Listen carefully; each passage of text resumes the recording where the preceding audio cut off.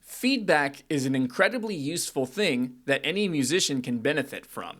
However, some feedback goes a bit further than others in terms of value. It's important to not really give much weight to comments like, "Oh wow, you're so amazing," or "Oh wow, you're so bad," because they don't really give you much that you can work with. And over the years, I've gotten my fair share of feedback from my music, my live performances, etc. Some of it has been really, really good, some of it has been really bad, and some of it has just been straight up bizarre.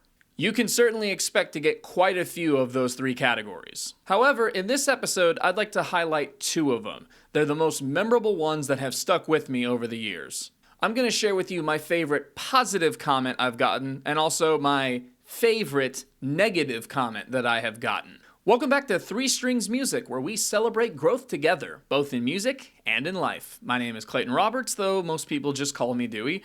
Glad to have you back. This is something I've wanted to talk about for a while, but admittedly, I'm a bit self-conscious about it. The last thing I want is for this to come across as me, look at these comments about me and my story, my experience. No. That is not what this channel will ever be about. My whole goal with this is for you to take a look at the feedback that I have gotten and use it for how you can be able to look at the feedback that you will receive. And before we get into this, let me help you out a little bit further. I put together this free guide called the 30-Minute Music Basics. It's basically a PDF that's just bullet points of very basic music terms that anyone can use to get started with making music right away in 30 minutes or less. It's easy to digest, it's very easy to understand, and you can just take the information and run with it. And it is completely free as my gift to you. If you want to get your hands on this, all you got to do is just go to 3stringsmusic.com/basics. Again, that's the number 3, stringsmusic.com/basics. So yeah, I've gotten my fair share of very positive, very negative, and very bizarre and strange comments over the years, and that's to be expected. But today, I want to highlight one good one and one bad one. I guess instead of calling them one good and one bad comment, it would be more accurate to call them two memorable comments, because they're memorable for different reasons. I feel like they can both teach very different lessons, but are both extremely important. They have certainly been learning experiences over the years. One I got when I first started, and one I got actually pretty recently, I believe last year. So for a bit of backstory to this first one, I started the channel in late 2012, but 2013 is whenever I actually started to go out there and write my own songs as well as like advertise to other people out in the open and stuff. And a lot of that time was originally spent traveling to various brony conventions, mainly all across Texas. I had my fair share here in Dallas, but I also did my fair share of traveling down to both Austin and Houston, where these events would take place. Because I wasn't any kind of name in that community, I would literally just sit in the halls and play my guitar with a sign with my Do the Daring Do handle. Anyone who wanted to listen would be more than welcome to just chill and hang out with me, and sometimes I'd get a pretty decently sized crowd that would say, "Hey, can you play this? Can you play this?" And I would also pitch some of my songs as well. And I feel really bad that I can't remember who said it, but someone gave me an incredibly memorable comment that is really, really important to me. And someday I'd actually like to get it framed on my wall. That's how much of an impact it had. And it wasn't, "Oh, you sound amazing," or "I love your stuff." It was something that struck a little more. It was, "You sound like you give a shit." And yeah, at first glance, that may not sound like a whole lot, but humor me here. This is why such a comment meant a whole lot to me. It wasn't praising my talent, it was praising my authenticity. And that's something that meant a lot to me, and over the years I've come to learn that that is something that means a lot to the people who will listen to your music. People want authenticity, and whatever that looks like for you, that is what people that like you are going to be attracted to. Is your authentic self going to attract everybody to listen to you? No, probably not, but that's also not the point. Your stuff is going to repel some people away, and that's totally fine. That's not what you should be worried about. Be your authentic self through your music as often as you can. Important point to make here, I'm not here to tell you what that looks like for you. Nobody knows you better than you. So I encourage you to take some time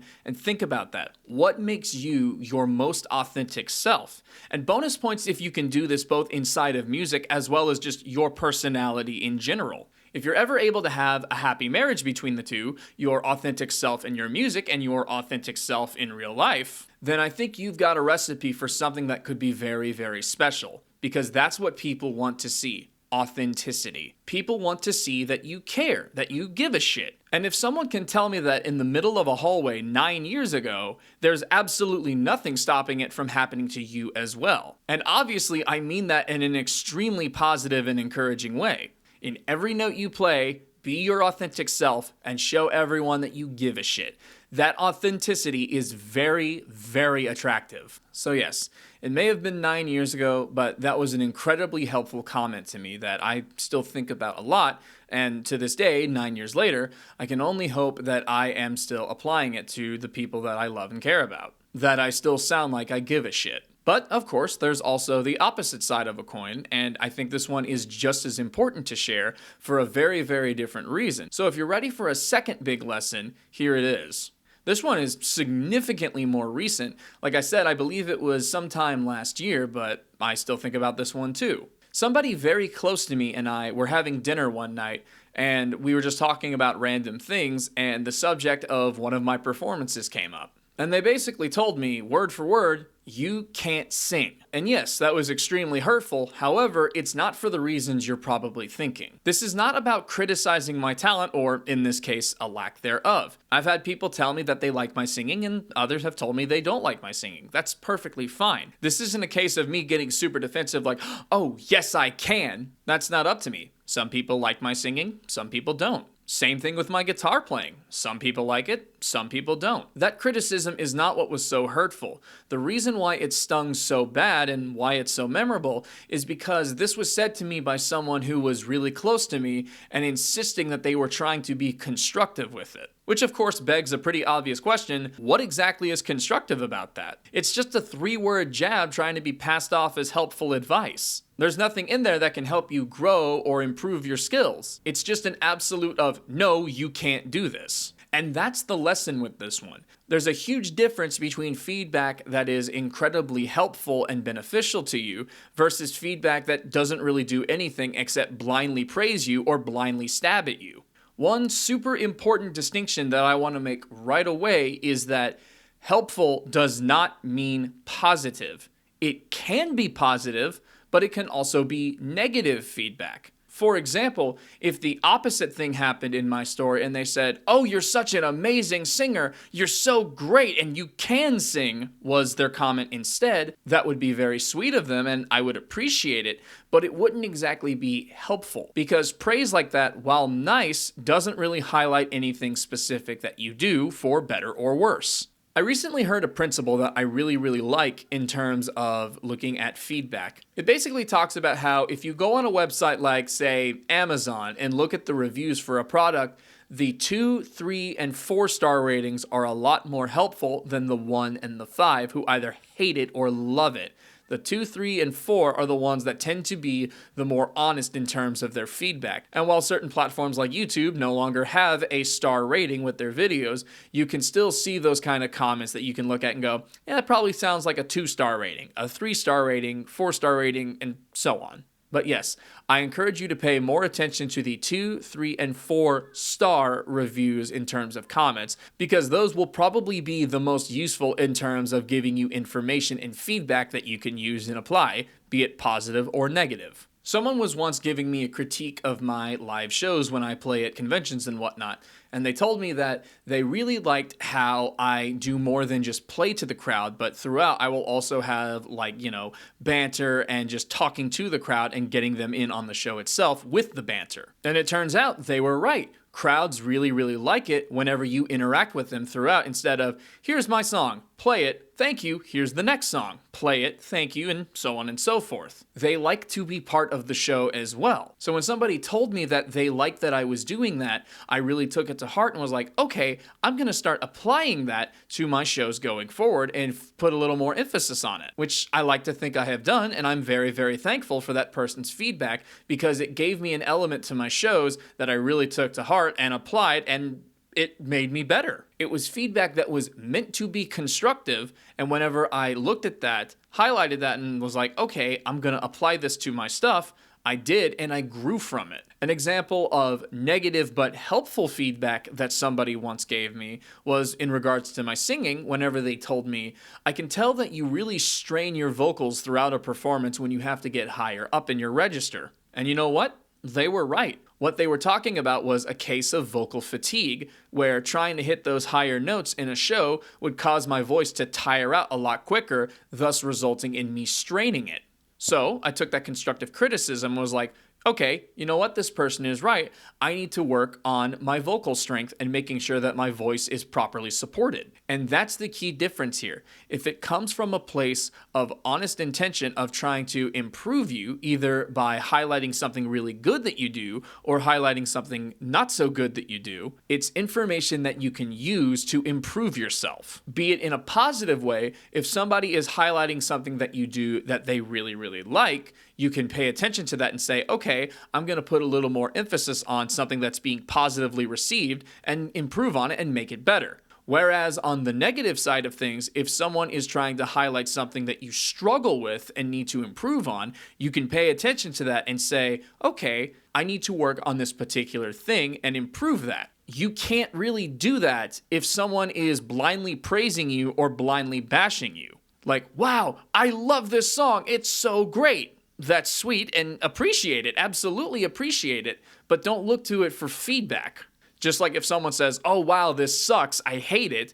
Well, there isn't really a whole lot you can do about that. And I kind of talked about that a couple of weeks ago anyways. You're always going to have somebody who says, no, you can't, or no, it's bad.